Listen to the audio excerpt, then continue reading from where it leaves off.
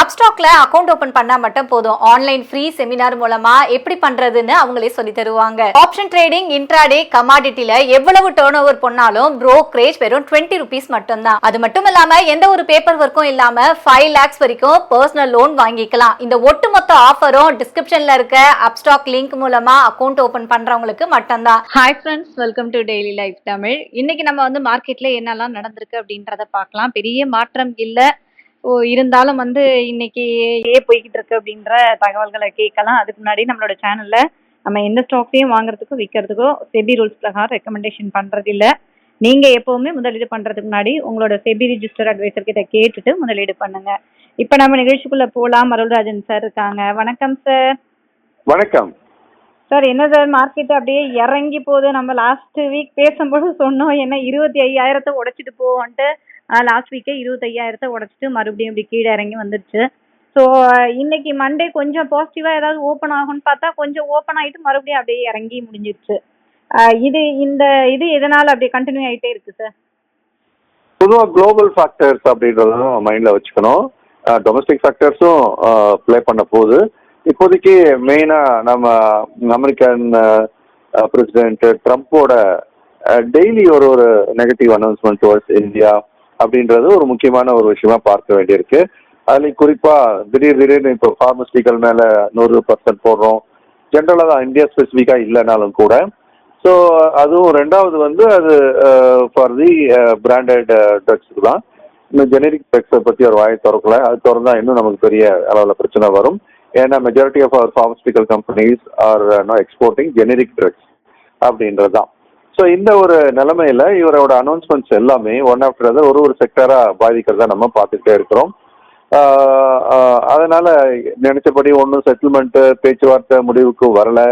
அதே மாதிரி அவர் தொடர்ந்து ஆயில் இம்போர்ட்டுக்கு பேசின விஷயம் திரும்ப இந்தியாவை குறை சொல்லிட்டே வராரு. இந்த மாதிரி இந்த HNB விசாவோட இஷ்யூ ஒன்று, இந்த மாதிரி இந்தியாவுக்கு யூஎஸ் சார்பாக நிறைய பிரச்சனைகள் இப்போ இன்னும் அன்ரிசால்வ்டாக இருக்குது. இன்னும் அது தீர்க்கப்படாத பிரச்சனைகளாக இருக்கிறத நம்ம பார்க்குறோம். ஸோ அது நமக்கு ஒரு பெரிய குறையாக பார்க்குறோம். அதனாலவே எஃப்ஐஸ்ன்னு சொல்லக்கூடிய ஃபாரின் இன்ஸ்டிடியூஷன் இன்வெஸ்டர்ஸ் அப்படின்றவங்க தொடர்ந்து இந்தியாவில் விற்பவர்களாக இருக்கிறாங்க அப்படின்றது முக்கியமான தகவல். அதுவும் சந்தைக்கு ஒரு எதிர்மறை விளைவை ஏற்படுத்துது. ஸோ உலக சந்தைகள் அப்படின்னு பார்க்கும்போது ஓரளவுக்கு அமெரிக்க சந்தை தாக்குப்பிடிச்சிட்டு தான் இருக்குது. நடுவில் கொஞ்சம் இறங்கினாலும் கூட டவ் ஜோன்ஸ், S&P 500, நாஸ்டாக் எல்லாமே பார்த்தீங்க அப்படின்னா சுமார் ஒரு 0.5% ஏற்றத்தில் இருக்கிறத நம்ம பார்க்குறோம். அதே மாதிரி இன்னைக்கு காலையில் துவங்கிய ஆசிய சந்தைகள் அப்படின்னு நம்ம பார்க்கும்போது அது ஒரு மிக்ஸ்டு ரெஸ்பான்ஸாக இருந்தது. ஆனால் மார்னிங் எல்லாமே ஓரளவுக்கு ஓப்பனிங் ஸ்ட்ராங்காக தான் இருந்ததாக நம்ம பார்த்தோம். குறிப்பாக ஹாங்காங்கோட ஹேங்சங் மிக வலிமையான ஒரு ஏற்றத்தை கொடுத்தது, 1.84% அப்படின்னு பார்க்குறோம். ஷங்கையும் சீன சந்தையும் கிட்டத்தட்ட 0.9% ஒரு சதவீதத்தை கிட்டத்தட்ட அதுவும் ஒரு ஏற்றத்தை கொடுத்துருக்கிறத நம்ம பார்க்குறோம். மீதி எல்லாம் பார்டரில் இருக்கிறத பார்க்குறோம். நிக்காய் -1% ஜப்பானோட சந்தை போயிருக்குது. தாய்வான் சந்தை இன்னைக்கு இல்லை. காஸ்பி அப்படின்னு சொல்லக்கூடிய சவுத் கொரிய சந்தை அப்படின்றதும் ஓரளவுக்கு ஏற்றத்துடன் இருந்ததை நம்ம பார்க்குறோம். ஸோ இந்த மாதிரி ஓரளவுக்கு சில சந்தைகள் ஏறுமுகமாகவும் ஜப்பான் சந்தை இறங்குமுகமாகவும் இருந்ததை நம்ம பார்க்குறோம். நம் சந்தை அப்படின்னு எடுக்கும்போது இப்போ உலக சந்தையிலிருந்து விலகி தற்போது வியாபாரமாகி வருவதாக பார்க்குறோம். முன்னாடி பார்த்தீங்கன்னா ஏறக்குறைய இது கடந்த அந்த ஒரு 6 மாதத்துக்கு மேலவே என்ன ஒவ்வொரு தரையும் ஏறும்போதெல்லாம் வேல்யூவேஷன் ஜாஸ்தி அப்படின்ற ஒரு பாயிண்ட் ஆஃப் வியூவில் செல்லிங் வந்துகிட்டே இருக்கிறத நம்ம பார்க்குறோம். சரி, இது நம்ம குளோபல் ஃபேக்டர்ஸ் அப்படின்றத பார்த்தோம். டொமஸ்டிக் ஃபேக்டர்ஸ் இதெல்லாம் நமக்கு இப்போ அஃபெக்ட் பண்ணுறதுக்கு இல்லை இன்ஃப்ளூயன்ஸ் பண்ணுறதுக்கான வாய்ப்பு இருக்குது அப்படின்றத நம்ம பார்க்கலாம். இப்போ வர புதன்கிழமை அப்படின்னு பார்க்கும்போது RBIனுடைய மீட் இருக்குது. So reserve bank of India வட்டி விகிதம் சார்ந்து எந்த மாதிரியான முடிவுகளை எடுப்பாங்க அப்படின்ற ஒரு எதிர்பார்ப்பும் இருந்துகிட்டு இருக்கு. அதனால தான் பேங்கிங் செக்டர்ல இப்போ கொஞ்சம் ஒரு ஆட்டம் ஒன்று நடந்துகிட்டே இருக்கு. ஆனால் பெரிய எதிர்பார்ப்பு இல்லை. அதாவது அவங்க என்ன நினைக்கிறாங்கன்னா இந்த இன்ட்ரெஸ்ட் ரேட் இந்த தடவை பாஸ் பண்ணுவாங்க, எந்த விதமான முடிவும் எடுக்காம தள்ளி விடுவாங்க. ஏன்னா ஏற்கனவே இந்த வருஷம் ஆரம்பத்தில் 100 பேசிஸ் புள்ளிகள் 1% என்ற அளவுக்கு ஏற்கனவே இந்த வருஷம் அவங்க வட்டிக்கிட்ட குறைச்சிட்டாங்க. ஸோ அதனால இனிமேல் அவ்வளோ அக்ரஸிவாக குறைப்பாங்களா அப்படின்றது ஒரு கேள்விக்குறியாக பார்க்கப்படுகிறது. ஸோ இந்த நிலைமை அப்படின்றது டெக்னிக்கலாக சொல்றதா இருந்தால் நிஃப்டியை பொறுத்த மட்டில் இப்போதைக்கு அதனுடைய முக்கியமான ஒரு ஆதரவு எல்லை அப்படின்றது நமக்கு இப்போ அந்த 24,400 இது தான் டெஸ்டிங் ஏரியா. இப்போ 634 முடிஞ்சிருக்கு, 24,634. பட் 24,400 அப்படின்றது அதனுடைய கடைசி ஹோப் இந்த இந்த சினாரியோல. ஏன்னா இதனுடைய ஏற்றத்தை முழுமையாக இழந்து விட்டது. 24,400 அப்படின்ற ஒரு எல்லை உடைக்கப்பட்டால் கணிசமான அளவு இறக்கம். உடனே பெருசா டப்புன்னு வேணும்னு இல்லை, மெல்ல மெல்ல மெல்ல அந்த வீழ்ச்சி அப்படின்றது ஒரு சொல்லும்போது கொஞ்சம் கஷ்டமா தான் இருக்கும். ஒரு 1000 to 1250 புள்ளிகள் வரைக்கும் கூட இப்போ எப்படி இறங்கிச்சோ அதே மாதிரி அடுத்த கட்ட இறக்கம் வரலாம். ஏன்னா நடுவே அதுக்கான ஒரு சப்போர்ட் லெவல்ஸ் இருக்கு. அந்த சப்போர்ட் லெவல்ஸ்ல கொஞ்சம் நின்று போகும்.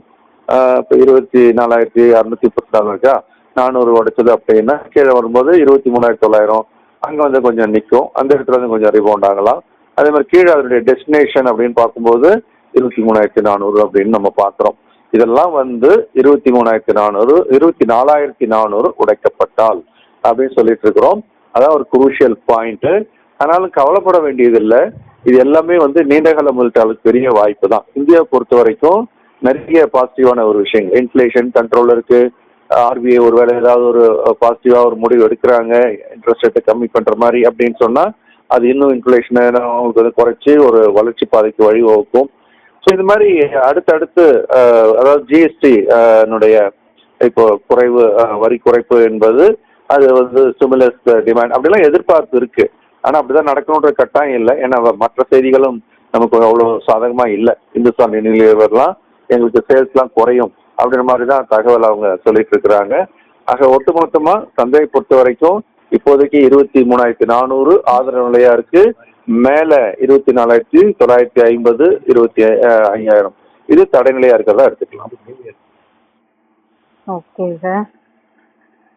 Okay sir. இப்போ செக்டார்ஸ் எல்லாம் எப்படி போயிட்டு இருக்கு சார் இந்த இறக்கத்துல?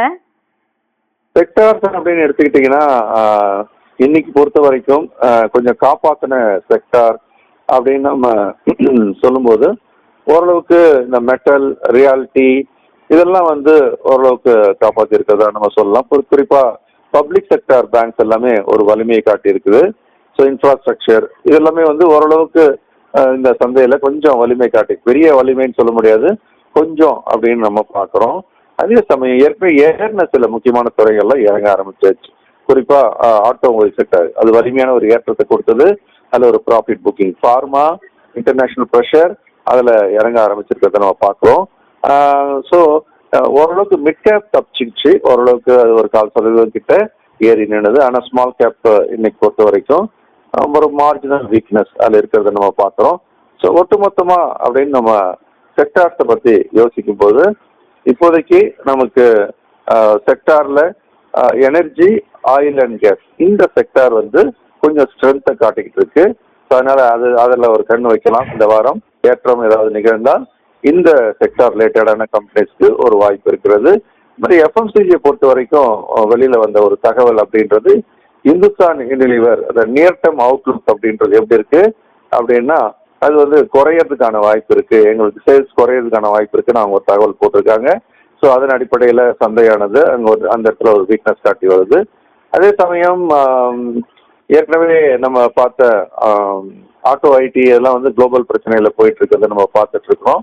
மெட்டல், ரியாலிட்டி இதெல்லாம் வந்து ஓரளவுக்கு நிற்கிறதுக்கு ஒரு காரணம். குறிப்பாக மெட்டல்லாம் ஏன் தாங்கி பிடிக்குது அப்படின்னு பார்க்கும்போது இன்டர்நேஷ்னல் மார்க்கெட்டில் டாலரோட மதிப்பு குறைவது என்பது கமாடிட்டி மார்க்கெட்டுக்கு சாதகமான ஒன்றா பார்க்குறோம். அதனால இப்போதைக்கு நமக்கு ஒரு ஸ்ட்ரென்த்தை கொடுக்கக்கூடிய செக்டரா நிற்கிறது அப்படின்னு பார்க்கும்போது எனர்ஜி அண்ட் ஆயில் கேஸ் இதான் முன்னணியில் இருக்கிறதா எடுத்துக்கலாம்.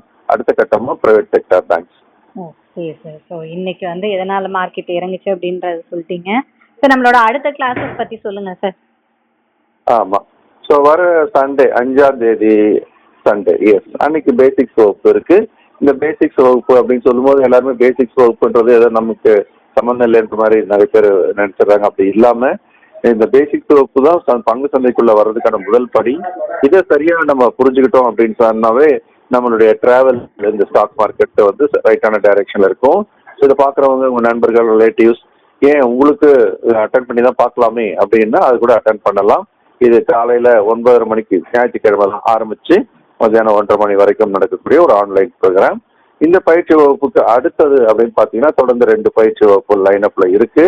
ஒன்று MSM master stock market program, இது லெவல் 2 ப்ரோக்ராம் அப்படின்னு நம்ம சொல்லுவோம். பேசிக்ஸ்க்கு அடுத்த கட்டம்.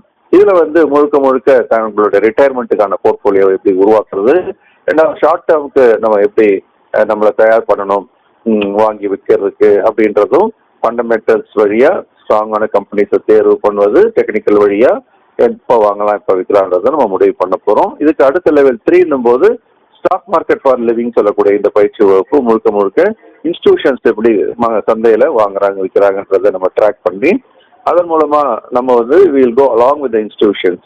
அதான் வந்து வெற்றிக்கு சரியான வழியாக இருக்க முடியும். இது இன்வெஸ்டாருக்கும் சரி, ஸ்விங் ட்ரேடருக்கும், டே ட்ரேடருக்குமான ஒரு பயிற்சி வகுப்பு. அதனாலதான் இது ஒரு மென்டார்ஷிப் ப்ரோக்ராமா நடத்துறோம். லைவ் மார்க்கெட்ல காலைல 10 மணிக்கு ஆரம்பிச்சு 12 மணிக்கு. இது வந்து அடுத்த பேட்ச் அப்படின்றது நமக்கு 13ஆம் தேதி ஆரம்பிக்குது. ஸோ இந்த பயிற்சி வகுப்பு அதே மாதிரி திங்கள் டு ஃப்ரைடே 4 வார பயிற்சி காலம். Okay sir. ஸோ இந்த கிளாஸஸ்ல நீங்க ஜாயின் பண்ணோம் அப்படின்னு நினைச்சீங்கன்னா ஸ்க்ரீன்ல இருக்க நம்பருக்கு காண்டாக்ட் பண்ணுங்க, இல்ல வாட்ஸ்அப் பண்ணா கூட உங்களுக்கு டீடைல்ஸ் கிடைக்கும். அண்ட் டிவிடிஸ் எல்லாம் கூட வந்து போயிட்டு இருக்கு. சப்போஸ் எனக்கு வந்து அட்டன் பண்ண முடியல, நான் கொஞ்சம் ஃபிளெக்சிபிளா நான் இந்த மாதிரி கூட பார்த்துப்பேன் அப்படின்னு நினைச்சீங்கன்னா உங்களுக்கு வந்து டிவிடிஸும் இருக்கு. அதுக்கான டீடைல்ஸ் வேணும்னா வாட்ஸ்அப் பண்ணுங்க. Thank you sir. நன்றி, வணக்கம். ஓகே ஃப்ரெண்ட்ஸ், மறுபடியும் அடுத்த வீடியோல பார்க்கலாம். அப்ஸ்டாக்ல அக்கவுண்ட் ஓபன் பண்ணா மட்டும் போதும். ஆன்லைன் ஃப்ரீ செமினார் மூலமா எப்படி பண்றதுன்னு அவங்களே சொல்லி தருவாங்க. ஆப்ஷன் ட்ரேடிங், இன்ட்ராடே, கமாடிட்டில எவ்வளவு டர்ன் ஓவர் பண்ணாலும் brokerage வெறும் 20 rupees மட்டும் தான். அது மட்டும் இல்லாம எந்த ஒரு பேப்பர் ஒர்க்கும் இல்லாம 5 lakhs வரைக்கும் பர்சனல் லோன் வாங்கிக்கலாம். இந்த ஒட்டுமொத்த ஆஃபரும் டிஸ்கிரிப்ஷன்ல இருக்க அப்ஸ்டாக் லிங்க் மூலமா அக்கவுண்ட் ஓபன் பண்றவங்களுக்கு மட்டும்தான்.